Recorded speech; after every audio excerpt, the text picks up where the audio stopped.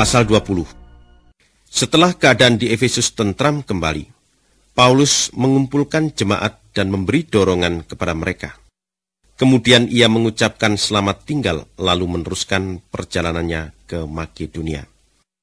Ia mengunjungi daerah-daerah Makedonia dan memberi banyak nasihat kepada orang-orang yang percaya kepada Yesus di sana untuk memberi dorongan kepada mereka. Kemudian ia pergi ke Yunani. 3 bulan lamanya ia tinggal di sana.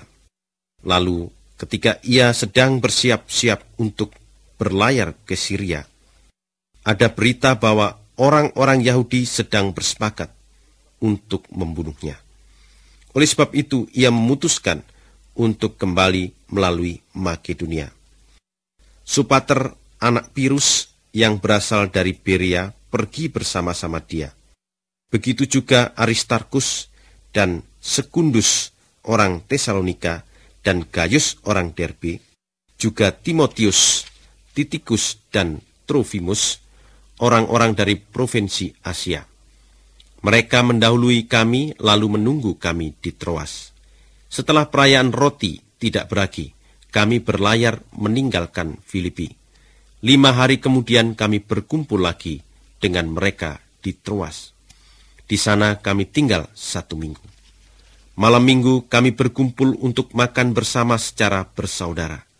Paulus bercakap-cakap dengan orang-orang, karena besoknya ia berniat berangkat.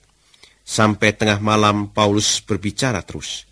Dalam kamar di tingkat atas, tempat kami berkumpul itu, ada banyak lampu. Seorang pemuda bernama Eutikus duduk di jendela. Karena Paulus tidak berhenti-henti berbicara, pemuda itu menjadi mengantuk sekali sampai ia tertidur di jendela itu. Lalu jatuh ke bawah dari tingkat ketiga. Waktu mereka mengangkatnya, ia sudah mati. Tetapi Paulus turun ke bawah, lalu merebahkan diri ke atas pemuda itu dan memeluknya. Paulus berkata, "Jangan khawatir, ia masih hidup." Kemudian Paulus naik kembali ke atas, lalu membagi-bagi roti dan makan bersama-sama. Sesudah lama berbicara dengan orang-orang sampai pagi, Paulus berangkat. Orang-orang membawa pulang pemuda itu hidup ke rumahnya. Mereka merasa senang dan sangat terhibur. Kami pergi ke kapal lalu berlayar lebih dahulu ke Asos untuk menjemput Paulus ke kapal di sana. Ia sudah mengatur demikian karena ia akan ke sana melalui jalan darat. Setelah bertemu di Asos, Paulus segera naik ke kapal lalu kami berlayar ke Miteline. Dari sana kami berlayar pula, dan besoknya tiba di tempat yang berhadapan dengan Kios. Lusanya kami sampai di Samos, dan sehari kemudian di Miletus. Paulus telah menetapkan untuk tidak singgah di Efesus, supaya jangan membuang waktu di daerah Asia. Sedapat mungkin ia ingin cepat-cepat sampai di Yerusalem pada hari raya Pentakosta. Dari Miletus, Paulus mengirim berita ke Efesus untuk minta para pemimpin jemaat di sana datang berjumpa dengan dia.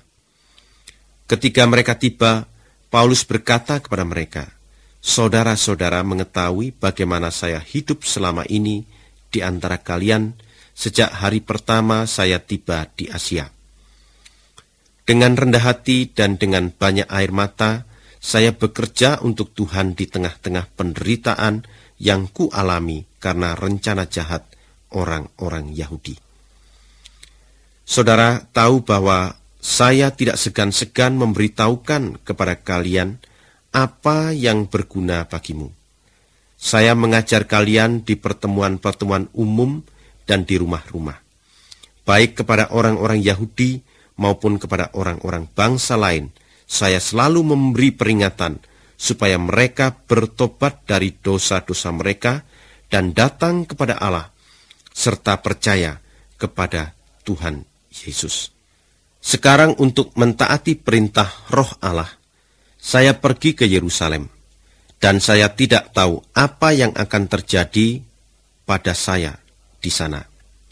Saya hanya tahu bahwa di tiap-tiap kota, Roh Allah sudah dengan tegas memberitahukan kepada saya bahwa saya akan masuk penjara dan akan menderita.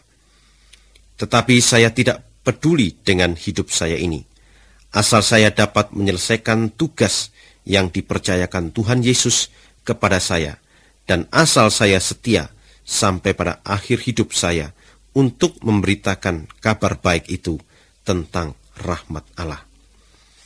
Saya sudah mengunjungi saudara-saudara semuanya dan sudah memberitakan juga tentang bagaimana Allah memerintah sebagai Raja. Sekarang saya rasa tidak akan berjumpa lagi dengan saudara-saudara. Oleh sebab itu dengan tegas saya katakan kepadamu pada hari ini bahwa kalau ada di antara kalian yang binasa nanti, itu bukan salah saya. Tidak pernah saya lari dari tugas saya untuk menjelaskan kepada kalian seluruh rencana Allah. Hendaklah kalian menjaga diri dan jagalah juga seluruh jemaat yang telah diserahkan oleh Roh Allah kepadamu untuk dijaga. Sebab kalian sudah diangkat menjadi pengawas jemaat itu. Hendaklah kalian menjaga jemaat Allah. Itu seperti gembala menjaga dombanya. Karena Allah sudah menjadikan jemaat itu miliknya sendiri melalui kematian anaknya sendiri. Seperginya saya, pasti akan datang serigala-serigala yang buas ke tengah-tengah kalian. Dan orang-orang yang kalian jaga itu akan menjadi mangsa serigala-serigala itu. Malah dari antara saudara-saudara sendiri pun akan muncul orang-orang yang akan memberitakan berita yang tidak benar. Mereka berbuat begitu supaya orang-orang yang sudah percaya kepada Yesus menjadi sesat dan mengikuti mereka. Sebab itu berjaga-jagalah. Ingat bahwa 3 tahun lamanya dengan banyak air mata, siang malam saya tidak pernah berhenti mengajar setiap orang dari kalian. Sekarang saya menyerahkan kalian kepada Allah, supaya Ia yang memelihara kalian, dan supaya kalian berpegang pada berita rahmat Allah. Allah mempunyai kuasa untuk menguatkan kalian dan memberikan kepadamu berkat-berkat yang sudah disediakannya untuk semua umatnya. Belum pernah saya menginginkan uang atau pakaian dari seseorang pun.